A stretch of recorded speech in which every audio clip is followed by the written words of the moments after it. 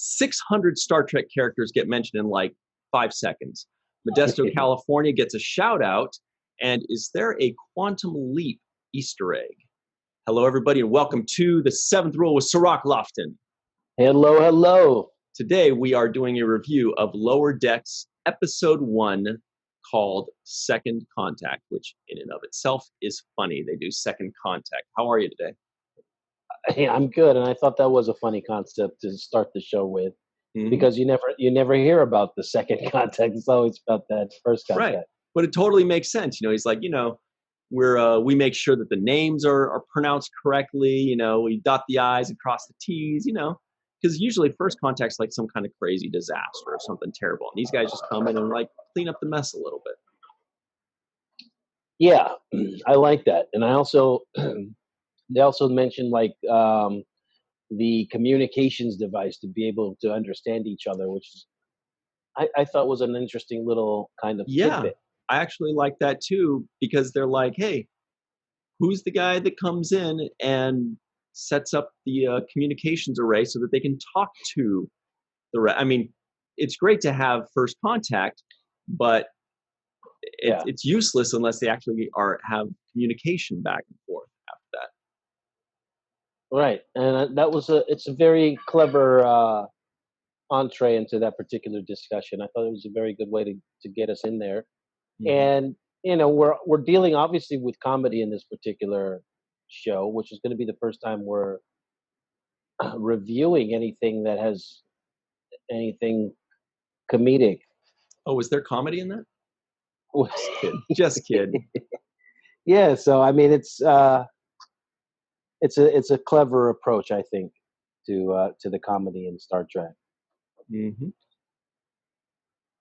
But I also feel like a lot of this episode and a lot of this Lower Decks stuff is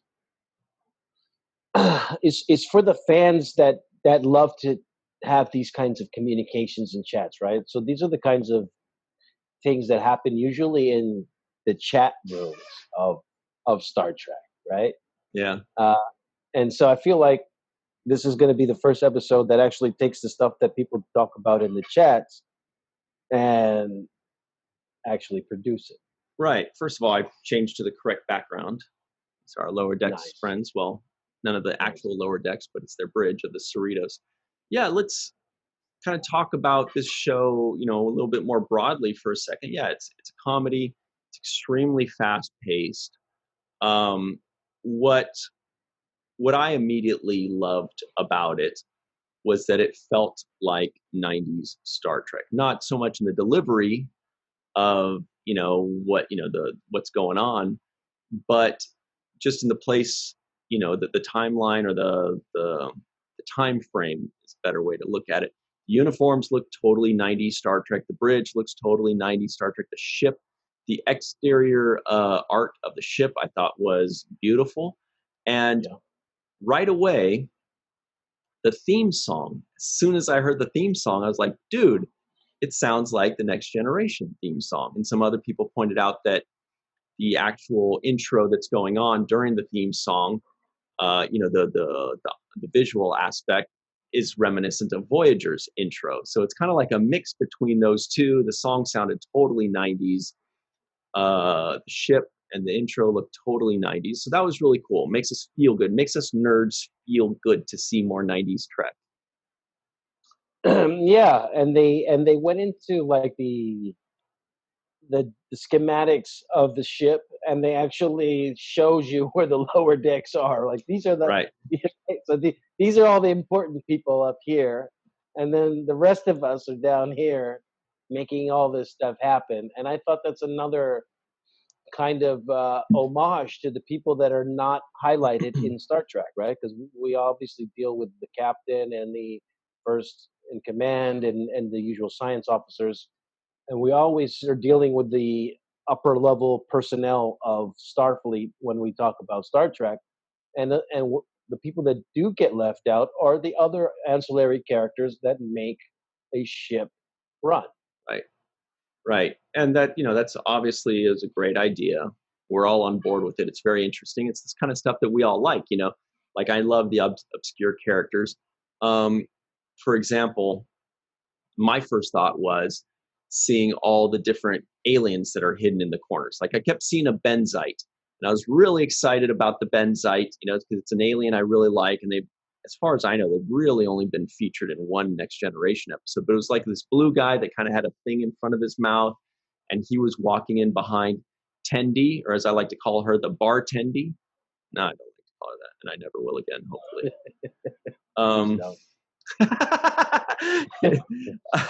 But yeah, so there was a benzite back there. I kept waiting for him to like have lines.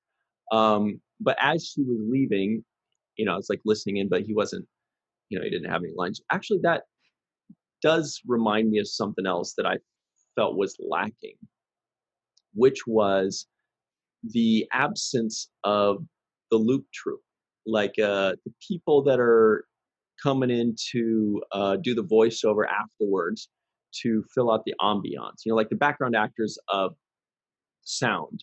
So when they're in a bar, you should be hearing bar sounds and conversations and this and that. When they're in a fight, you should be hearing, or like a big battle, you should be hearing like shoot over there and what's going on over here.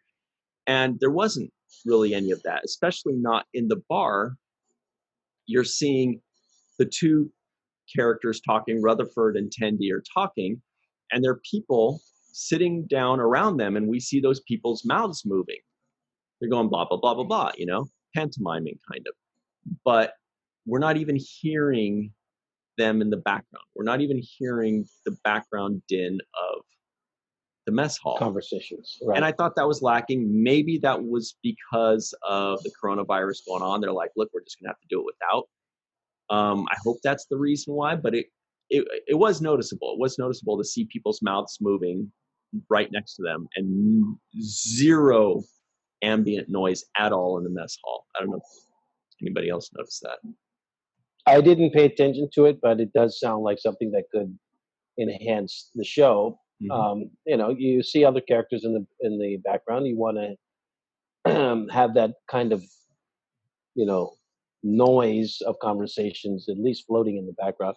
And you could always slide in really cool things in that as well, where you would be able to have Easter eggs in the background. That was exactly what I was going to. Yep, exactly. Because they've got the Easter eggs visually. You have like an alien over here in the corner that's a benzite, or you have this brand new blue fish alien over here.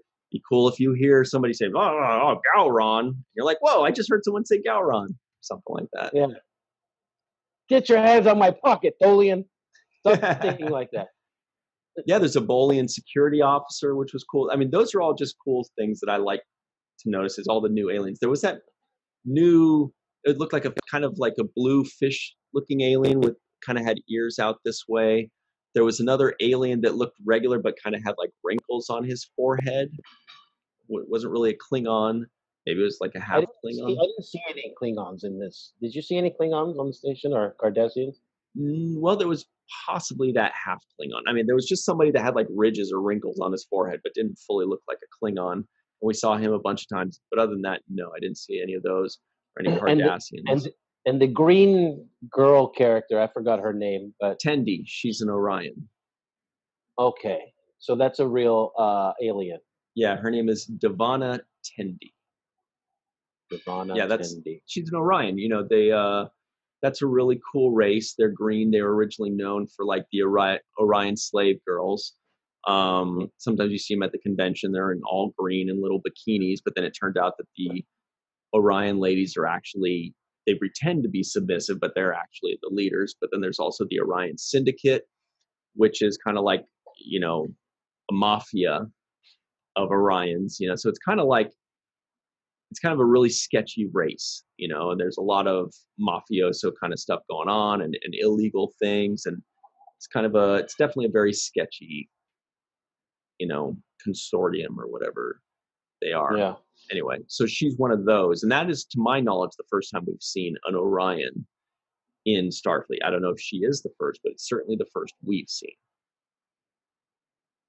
Yeah. The other thing that I liked. No, actually, sorry. We saw one in the 2009, I think, JJ movie of Star Trek. There was a lady that was an Orion in Starfleet Academy, I believe it was 2009 or 2013, the second one. Anyway, sorry, what were you going to say? No, I was going to say I also like the tie-in with the character whose mother essentially is the captain of the ship, Yes. and I like the family dynamic of them, uh, kind of keeping an eye on her, and her dad is being, the admiral of another ship, and I like that. But then here's the key. They have two different last names. And the mom obviously doesn't treat her like a daughter, and she obviously doesn't treat her like, well, she kind of does. The Mariner does treat the lady like her mom, the way she just gets away with anything. So the answer is that if they have different last names, then Ensign Mariner must have changed her name somewhere down the line there. Maybe she took her mother's maiden name, or maybe she's somehow adopted or something.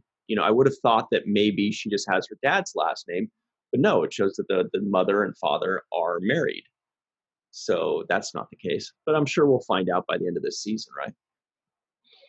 Yeah, I mean that's probably easily explained because they don't want her to have special status because of her affiliation, and they're probably trying to disguise her her relationship to the mother and the father.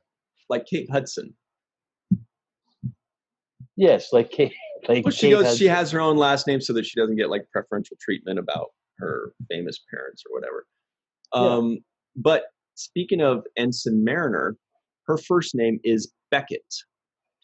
Beckett. Now the question is that somehow a very subtle enterprise, enterprise-ish Easter egg, because Enterprise's captain was Jonathan Archer, played by what's his name, Scott Bakula, who looks like Alf kind of. But we love Scott Bakula because he was in Quantum Leap before, and his character in Quantum Leap was Samuel Beckett. Not impossible. Okay. Not impossible. That's that's a lot of drawing for straws right. there. Okay. That's like, I had yeah. a completely different take on that. You I thought it thought you was were going about somewhere else. the baseball magazine for baseball cards? Yeah. I was thinking the baseball magazine, which tells you the prices of different cards, which is called the Beckett, Right. and then also the Mariners. One of my favorite players, Ken Griffey Jr. used to play on the Mariners. Right. And you used to So look in the Beckett guide to see how much your Ken Griffey Jr. card was worth.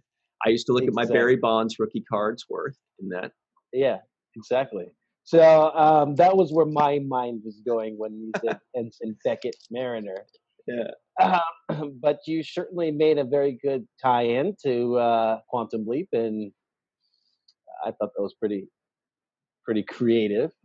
We also heard about these sonic showers, which I've never heard of in the past. She said it's really moist or damp in there, or Muggy. Yeah. musty, something like that.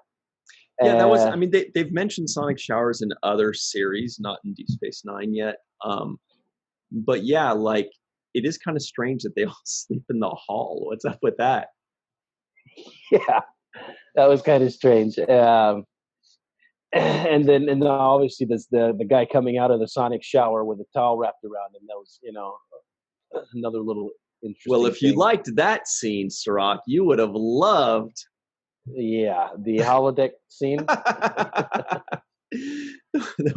The Olympic tryout, workout, whatever that was. How did you feel about that? Olympic. Well, I thought that it's creative that you have the ability, because of animation, to really explore things that you probably couldn't explore doing it in a real show. And Right. so you have such a creative license to really go over the top, which they did, with the zombie apocalypse takeover in the mess hall, right?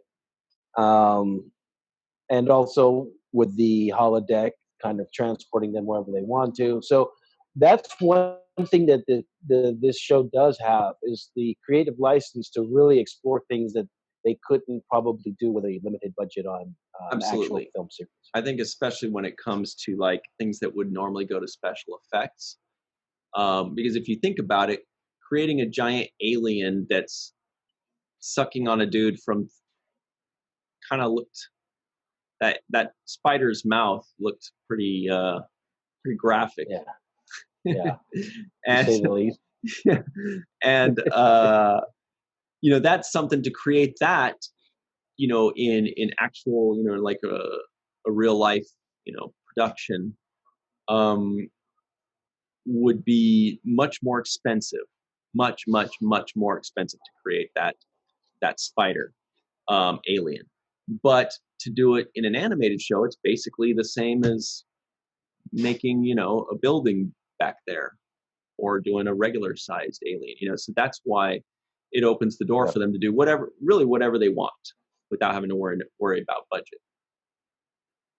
Yes, and this Ensign Boimler character is somebody that I thought is another person that I enjoyed, and which is very remarkable for me because they're introducing a whole new cast of characters in this show, and by the end of the first episode, you become actually acquainted with them to a point where you feel like you know them, and I thought that's also a good job by the writers on this. By making us familiar with these people really quickly. Right. It's hard to do that in 25 minutes. And by the way, the term I was looking for was live action. In a live action series, it's a lot more expensive to make those aliens. But yeah, I mean, it did leave me wanting much more of, the other characters. We really got to know two of the main characters and kind of somewhat, Rutherford and Tendi as well, but we really just got a glimpse of the others. But obviously you can't get 10 characters fully introduced in 25 minutes. We got two bonus characters that we didn't know we were going to really know about, one was Admiral Freeman. They didn't say his name, but presumably his last name is also Freeman. That was one we had no idea existed. And also the Trill lady, that went on the date with Rutherford, which was so cute because when they're under the firefight and they're still talking about what you like to play or what you want to do. And she was a really cool character, kind of reminds us of a young Dax, but I worry we may not see her again. What do you think? Yeah, I don't think we'll see her again. But I did enjoy the scene. I enjoyed Rutherford's character because I thought it's hilarious watching him have these Vulcan cyborg meltdowns, which is hilarious. That is illogical, And I enjoyed their little romance, how brief it was, because there were times, for example, in the mess hall when everything was going down on their first date, and the whole thing is falling apart around them. They hide behind the table and they're kind of touching hands, and they stop in that one little moment and kind of make the hands touching like something special. And I thought that was kind of hilarious. Here you are in the middle of this entire thing, and you guys are still like playing footsies. So I thought that was kind of cool. And I also liked his reasoning for not liking her anymore. What kind of woman is worried about kissing when there's clearly a level 2 diagnostic that needs to be run on this entryway? Which gives us a hint that he and Tendi are going to become an item at some point. He and the Orion girl, because she was with them all the way. She's like, oh yeah, totally, So they're obviously going to be a romance at some point. There was also the Bolian officer who was in a gold uniform, so I'm assuming he is security because he would go on the away missions. But we didn't get any lines from him. I hope we do get some lines at some point from him so we can at least know the character's name. There was, when you mentioned the holodeck, there was a moment that did make me laugh, which was when they say, pick any place in the world or any place in the universe that you want to see, and the holodeck can do it. And he's like, oh, the warp core. And it's just like this dark, gloomy warp core. And they're like, what a loser. You're actually on the ship and you can go anywhere you want and you choose a place on the ship to go to. that was funny. I was like, okay, Yeah. that's solid humor Yeah, and I mean, yeah, there were a few moments where I thought it was very, it was funny humor. The other one was when that door, wouldn't open for them, and then they get on the other side, and she kisses Ensign Rutherford. Uh, he says, "Well, I wasn't expecting that," and she says, "Why? What were you expecting?" And he's like, "For that door to open." there. I was expecting that door to open when we were trying to get it to open. Yeah. So I thought that was funny. Not so much a big fan of the new training facility, the Olympic training facility. That was all right for me.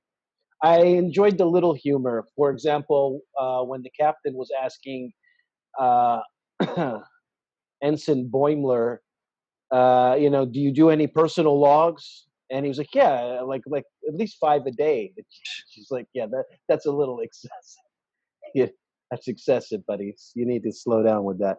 So I thought those kinds of lines were funny for me. Those little, they're really brief, but they're just small moments. But I enjoy them because um, it's that humor that we're missing sometimes, and where it's like, okay, this could go serious, but it also could be funny. Mm. Um, I also like when Ensign Mariner was a few of her lines. She starts going on her tangents, and she talks really fast in this show. So sometimes it's hard to keep up. And for me, I actually had to get used to her speed because she was really setting the tone for the action and the speed of the show. The pace was really gauged by her dialogue, Right. and I felt like her dialogue was very quick, and it took me a while just to adjust my own listening ears to her speed, right? Right. Right. Uh, Actually, let's take a quick break right now, and then we'll just come right back and talk about that if that's cool with you. yeah, sure. Okay, great. We'll be right back on the seventh rule. Hey, everybody, and welcome back to the seventh rule with Cirroc Lofton. Yeah, hello. I was trying to do the Ensign Mariner like super, and I'm Ryan T. Husk, and we're doing, but then you slowed it. You're like, relax, Ryan. You're not Mariner. You can't do it. No, Just slow we it. can't do this show Let's like just. that. It'd be too fast. I mean, the show itself is already very fast paced because they're trying to cram a ton into 25 minutes or 23 or whatever it is. But on top of that, yes, she was light speed fast. I had to watch it twice. Yeah, yeah, because there were things that I missed. They mentioned the Gallardonians or something, and I don't even know what that was a reference to. Yeah, well, that's Gallardonians. That was those little pig people that they were doing second contact Okay. with. So that was a new race as far as I know. I don't think they've mentioned that one ever before. And our first hint was because they were little 3-foot tall pigs. And that's how you know that they probably weren't in Star Trek before. Unless, you know what I mean? Unless they were just mentioned in an episode, and I've just forgotten, like maybe, Picard's like, Captain's log. We visited the Gallardonians and, whatever, it's possible. Right. But yeah, that's what they were. Yeah, but then this ensign Mariner, she's a really quick talker, but she had some really good lines. One of them was like, "Have you ever been stuck in a sentient cave before?" I mean, it's really emotional and that kind of thing. And then she had a whole story about a Yeti stealing her shoes, and then she said he was just being a dick. And then there was a line where I thought that was hilarious was when Ensign Boimler was being sucked by the giant spider, where she's like, "Don't worry, what did that spider's mouth look like to you, by the way? Can't put my finger on it." Thank goodness. Not while we're recording. but but yeah, when Ensign Boimler was getting sucked by that giant spider, the Gallardonians say, "Hey, do you want anything?" She's like, "Yeah, do you got any of that milk?" Yeah. I thought that was a funny little segue. It was also funny when they said, "Oh, we need that for the milk," and she's like, "Did you hear that? They do milk the spider. It's a real thing." That was cute. I Yeah. did want to mention though, and I kind of touched on it at the very beginning. Modesto.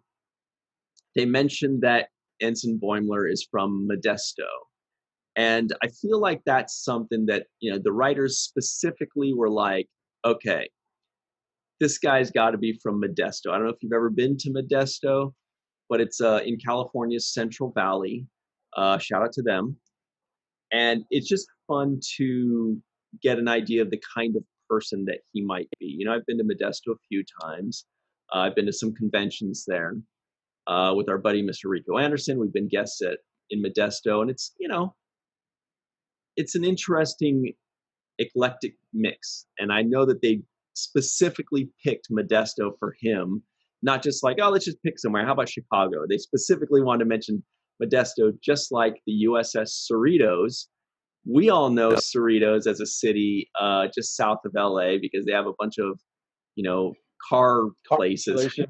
Yeah, Yeah. that's so funny that like the USS Cerritos, everybody in LA gets a laugh when they hear USS Cerritos.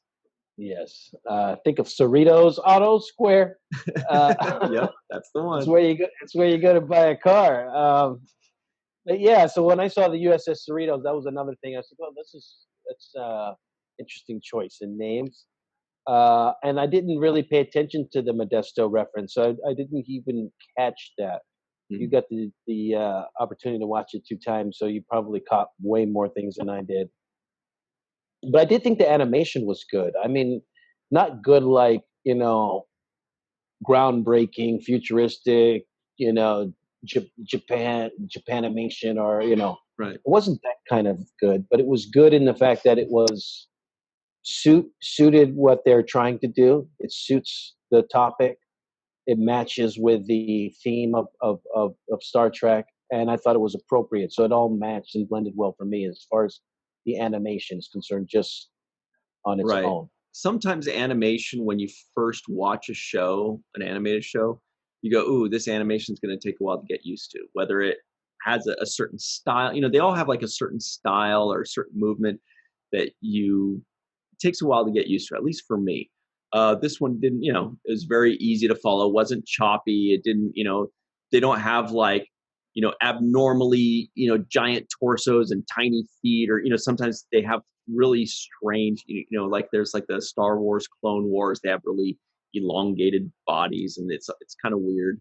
But I Mhm. will say, with regards to the animation, it seems like a very separate team of people that are creating the characters and interiors of the ship, and the team that is creating the exteriors of the ship and the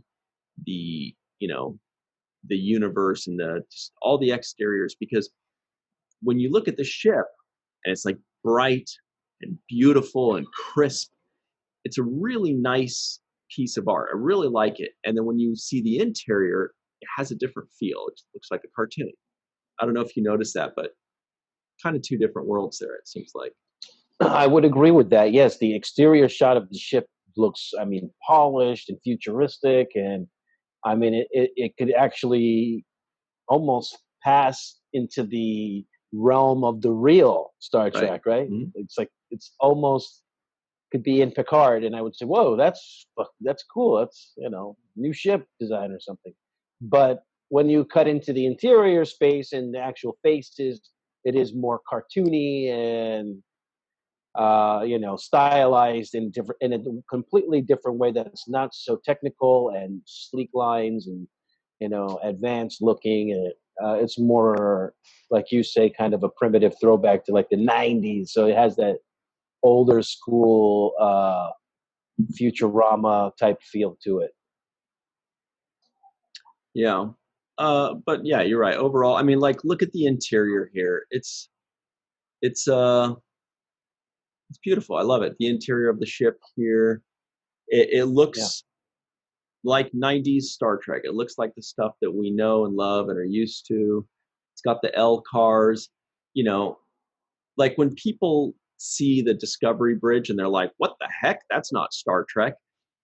They see this and they go, "Ah," you know, they can relax for a second. They're like, "There we go. Now I feel back at home. Now I feel like I'm watching, season 6 of Next Generation or season 3 of Voyager or something. It just feels like you're watching Star Trek. And the exterior of that ship actually was slightly reminiscent of the original Enterprise from the series Star Trek Enterprise, just a little bit too. Mhm. I don't know. There are references everywhere. Did you catch all of? By the way, on this show, guys, we do something called non-appearance mentions, which is when they mention a character that does not actually appear on the show. We do that on our reviews of Deep Space Nine. And in this one, we had like 1,000 NAMs, right? Mhm. Did you catch them all, Yeah. though? No, I did not. I remember Spock. Yeah. I remember Deanna Troy. Just off the top of my head, those are the ones that I remember the most. Right. Worf actually got mentioned 4 times. He did get mentioned at the end there when the guy was saying when Mariner was saying all the names. He was also mentioned at the beginning when Boimler was being attacked by Mariner with the Batleth, and he was like, Worf, Worf, Worf. But I didn't understand why he was saying Worf. Guys, in the comments below, please tell us, why was he yelling Worf? Like, I actually rewound it like 3 times to try to understand why was he saying. I mean, they were talking about Klingons. She was like, Right. oh, Klingons, this or that. She mentioned someone with an eye patch. Maybe he was saying Worf is the Klingon with the eye patch that she was talking about. I don't know. Did you? I don't know if you caught that. No, I didn't. I caught the Batleth fight, the opening scene, and her Right. being drunk off the Romulan whiskey. I caught all that. I didn't catch the Worf reference. Yeah. And it would seem out of place, even though he's a Klingon, but it just wouldn't seem out of place. So I didn't pay attention to that. I'm sure somebody's got an answer for us. Let us know in the comments, because that's definitely one where I was like, why is he saying Worf 3 times? And I kept rewinding. I'm like, I don't get it. Like, is he just saying a name of a Klingon because he's being attacked by a girl with a batleth? I don't know. But then, yeah. Anyway, so at the end, the Nams, she mentioned Spock, Khan, Wales, which was in one of the Star Trek movies, Sulu, and she makes a funny anecdote about the sword wielding, which was pretty funny. I like that. Kirk, she mentioned Worf again. Gary Mitchell, Deanna Troy. Yep. Now, please remind me who the Gary Mitchell character is. Gary Mitchell is from the original series. He was in just 1 episode, maybe 2. He was a guy that was kind of rumored when the new reboot movies, and people in the second one, people were guessing that Khan was going to be in the new reboot movies. They were kind of trying to leak out that no, it was actually Gary Mitchell, this Gary Mitchell character from the original series, but it ended up being Khan. But yeah, so that's who that is. Just a kind of I can't remember if he was in 2 episodes or just 1 in the original series. But that's who that was. What I would have liked was if she had mentioned a couple characters that we did not know. Because everybody she mentioned was somebody we knew. So what that is that's great fan service, and we love it. But it would have been cool if she also mentioned 2 or 3 characters we didn't know that we can find out about later. Like if she names somebody that we meet in Picard next season, for example. Wait, that's impossible. Okay, she would have to mention somebody that will be in Pike's new series, in Strange New Worlds new series. Maybe something like that would be great. Like she says, Joanna Smith, and we're like, who the heck is that? And then in Pike, we meet Joanna Smith. That would be great.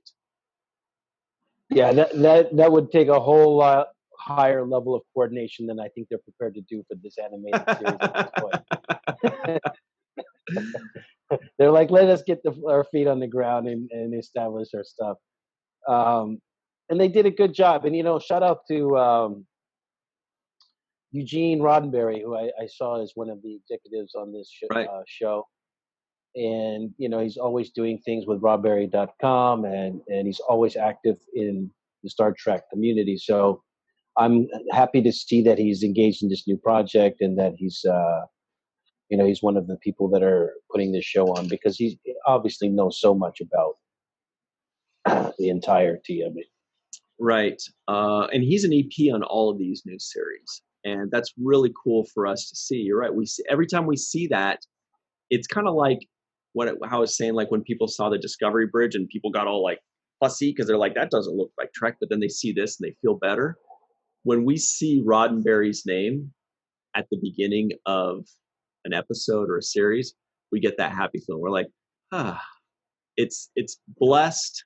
It is by, Roddenberry, and that makes us feel good. That makes us feel like it's all still in the family. It's, he's part of it. He's given his blessing. He's saying, guys, I'm with you. It's Star Trek. Yeah, and I like it because he's a very good ambassador for Star Trek. I grew up kind of really relating to him because he was one of the younger people that I was around. And so age-wise, I felt really close to him uh, as I was doing DS9. So watching him grow up and become, a man himself and be immersed in the world of Star Trek is really a pleasant thing for me to see. And I always wish him well when I see him because I believe he's a very good guy. Hmm. Yeah, we love that guy. He just seems like such an amazing guy, and you've known him for almost 3 decades. Yeah. I want to go over just a few things that I thought were funny in this thing, because I think the point of this, like, it's really 2 aspects. One is they want to give us kind of the fan service of saying, look, this is like 90s Trek. It's what you know and love. It's going to expand on that. It's going to give you all these Easter eggs, but it's also a comedy. So sit back and enjoy the comedy. There were some funny parts. I did like Shax, the security officer, the big burly Bajoran security officer, when she's like, what do you recommend? He's like, I recommend we detonate the entire warp core, Captain. She's like, wait, what? No. Like, what do you, like, he's just like, he's going to be the guy that just blow everything. So he's going to be kind of like the Worf of the show, because Worf was always doing that on Next Generation. He's like, Captain, we must destroy them. And he's like, no, Worf, calm down. That made me laugh. And then, of course, right after that, when the captain points at Boimler, and she's like, everybody protect this slime, because the implication is that he's the slime. That was funny. Yeah. And she calls him Bumford later, which was funny. Bumford and Sons. And one line that was not funny, but it was delivered funny, was Admiral Freeman, when the captain was talking with her husband, and he's like, I gotta go. Admiral stuff. Like, he just kind of like slowed it down. I watched that a couple times. That was funny. Yes. That was funny. And then also him trying to hang up the communicator, like, hang up. And she's like, no. Yeah. But yeah, so you were saying that there's really 2 overall arching things, and one is the comedy, and what was the other thing you were going to mention? Well, no, the other thing was that they're giving us that 90s Trek feel, that they're trying to, fan service is kind of a strange way to put it, but, it's 2 things. One is the comedy, and the other one is an homage to the 90s Star Trek that we know and love, with the designs of the ship, with the time frame, the fact that this takes place right after Next Generation and Voyager and Deep Space Nine.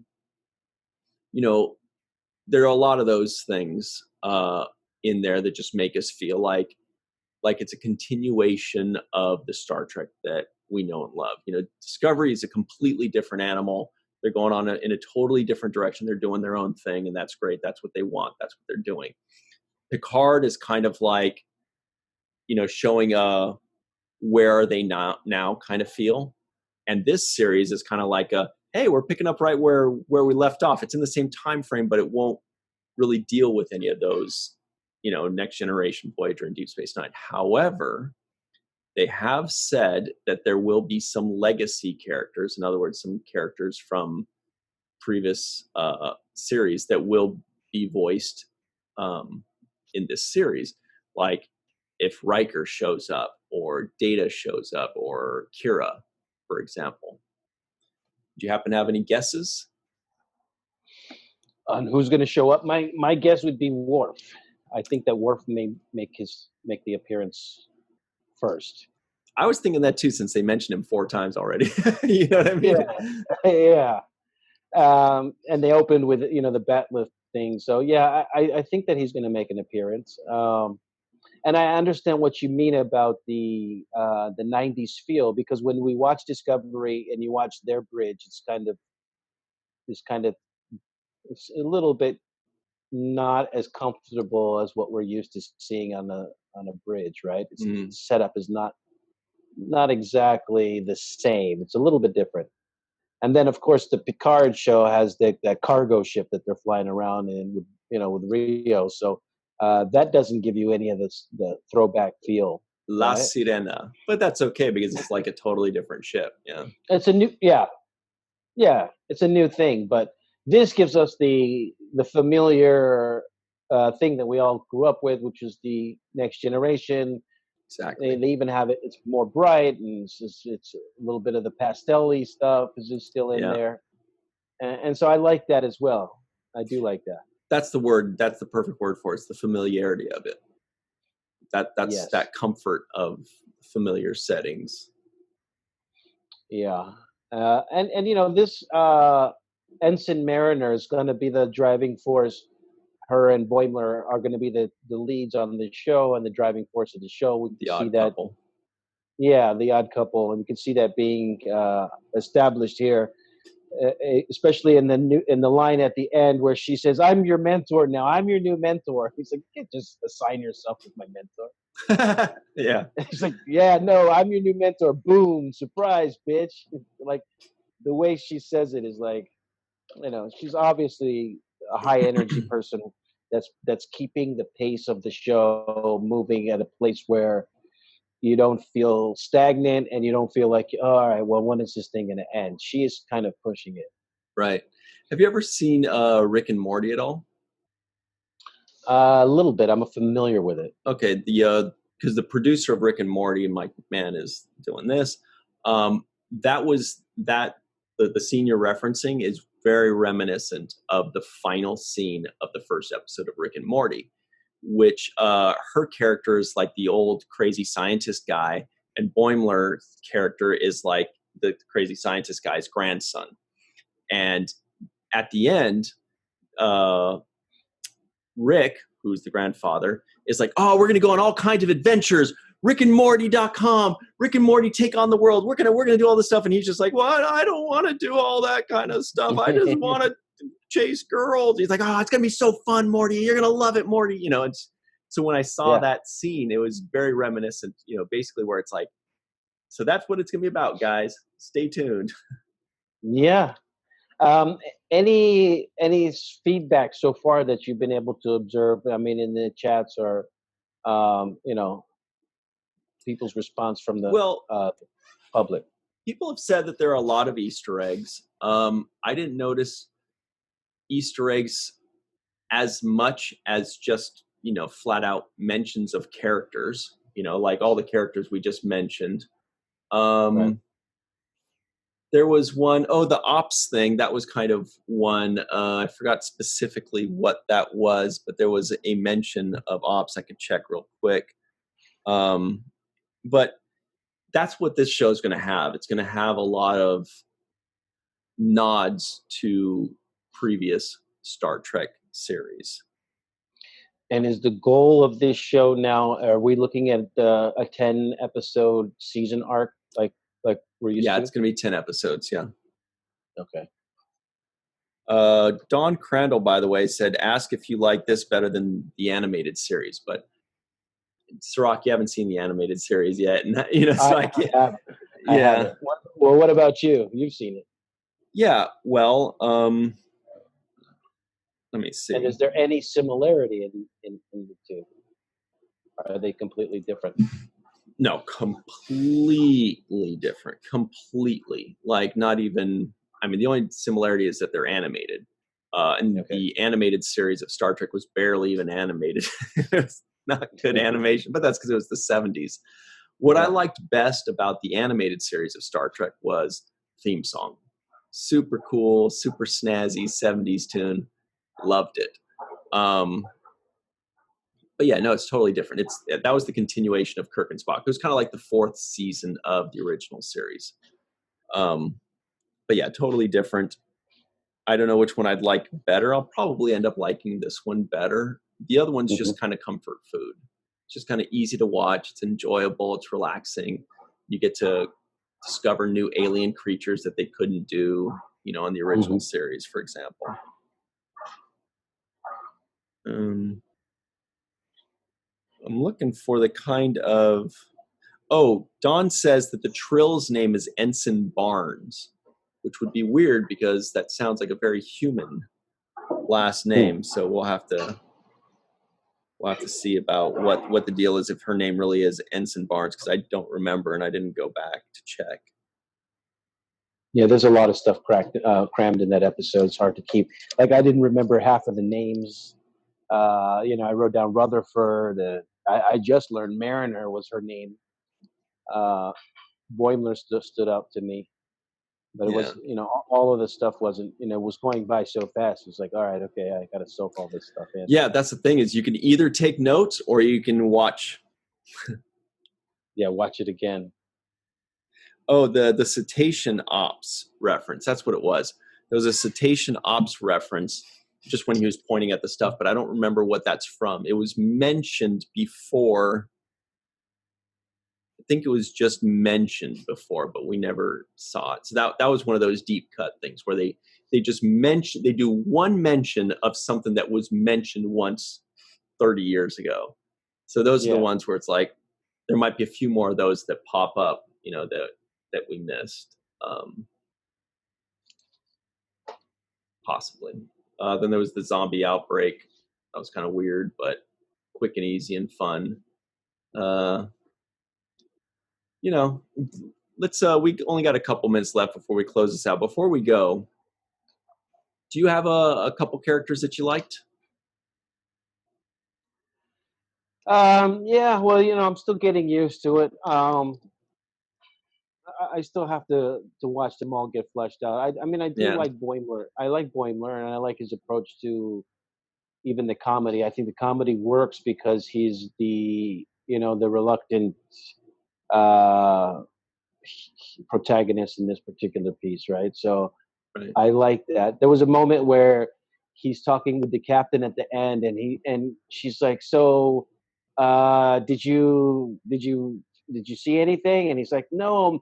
You know what? Maybe the fact that that I essentially cured everybody of this zombie thing lost my memory or something." Like, he's like, "Since I didn't get credit for that, Yeah, I think I'm gonna like that captain. It's hard to like the upper decks. An upper decker, by the way, something totally different. But the upper decks, it's hard to like them right away because they're getting very few lines, but they're all very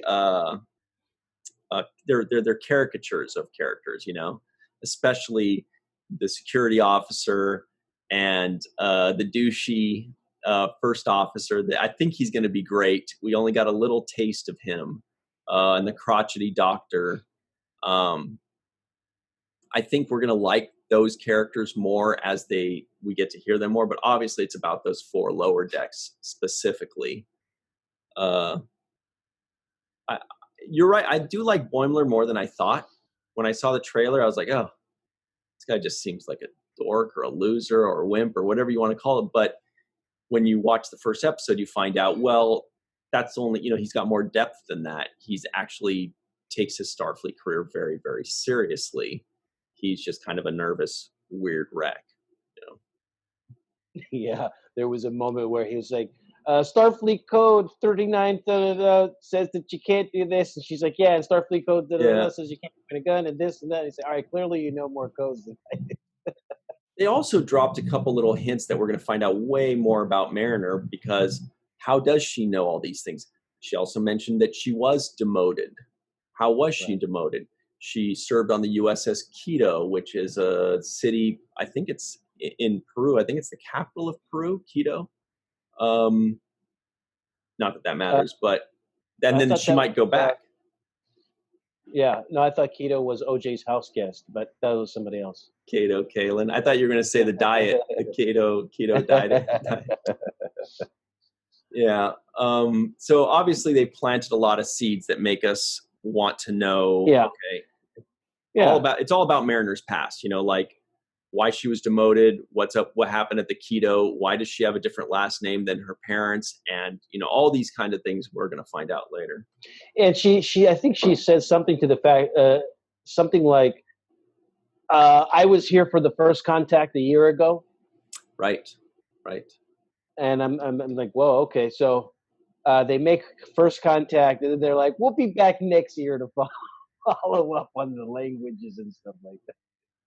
I thought that Yeah. was funny. A lot of nudity in this episode. I just realized it's nudity everywhere. So Yeah, stay tuned for more of that. Yeah, it's not necessary for them to get it done. To me, I thought it was a little bit gratuitous and a little bit too much nudity. But they can get away with it because it is animated, and they're not doing full frontals. But I just feel like with Stay tuned. yeah. Uh, Please no alien nudity, but That's an interesting thought, though. Like what? Like if there's an alien, like a really big weird alien, not just like a Star Trek alien with like a dot on his forehead. And what are you talking about? I'm an alien. Look, but like an alien that actually looks like an alien with clothes. What if it takes off his clothes? That won't be nudity because won't look like, you're not going to see it's what we think is its junk. You're going to see like tentacles or something down there, or like ridges or something. You're going to be like, oh, wait, what is that? Yeah, I thought the nudity you were referring to was the spider's mouth, because that was enough nudity for me in this episode. Yeah, there's a quick thing about Rick and Morty's animation is that the story is that there's always some kind of like genitalia or something in the art. Like in the background, there's like trees that look like wieners, or there's like an alien with like what looks like a nutsack hanging from its jaw.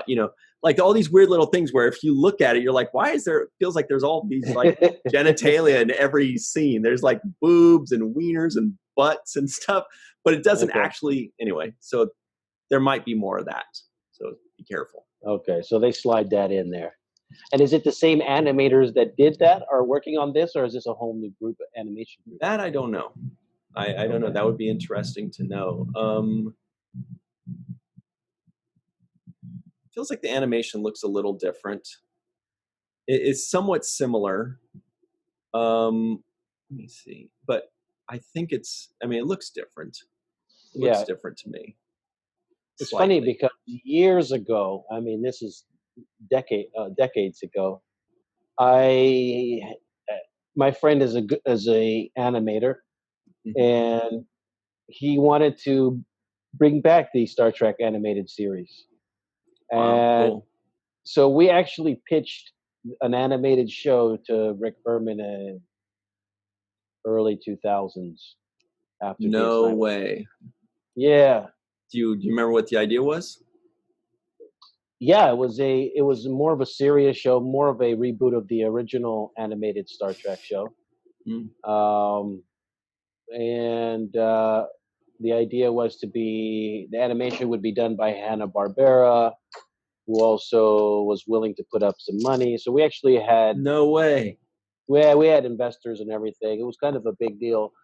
And then we lined up all this stuff. We did all the artwork, and so we can present the characters and all this prep work. And then we get into Rick's office, and he's like, "No." Damn. So, and that was like 20 years ago. So I'm glad it finally came to fruition. Not what I envisioned, the way I envisioned it. Sure. Obviously completely different. That's really cool though. Was it going to have the original series characters like Kirk and Spock in them? No, it wasn't going to have the original series character. It was a Starfleet Academy animated show. Beautiful. So Beautiful. it was about Starfleet Academy, and you know, we were going to have new characters, but it was geared towards the younger crowd because obviously animation and the younger crowd. Yep. And you know, Rick didn't think it was a great idea at the time, and I think he is hesitant to work with these other studios that we had attached to it. You know, It's a great idea.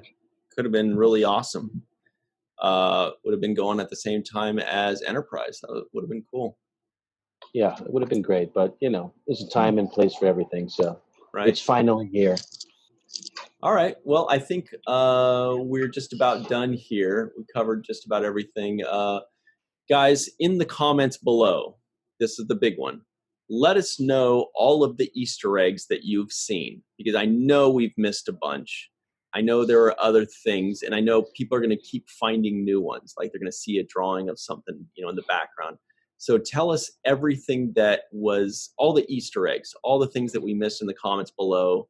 Let us know. We want to learn all this stuff. Plus, I love seeing that kind of stuff. I love seeing all the Easter eggs and figuring them out. Sometimes I don't even know what they are. Sometimes it's some old original series reference I've forgotten. Yeah, and also let us know what character that you're looking forward to learning more about. Which one has piqued your interest and you want to find out more about. Right. Priscilla Barnes. Just kidding. Her name is Ensign Barnes the Trill. Priscilla Barnes was a lady that played in Three's Company. So, okay. But I love Three's Company. Anyway, all right, cool. So everybody, yeah, that's your marching orders. Let's get some comments going with some interesting chat. Sounds great. We'll see you again next week. And until next time, always remember the seventh rule.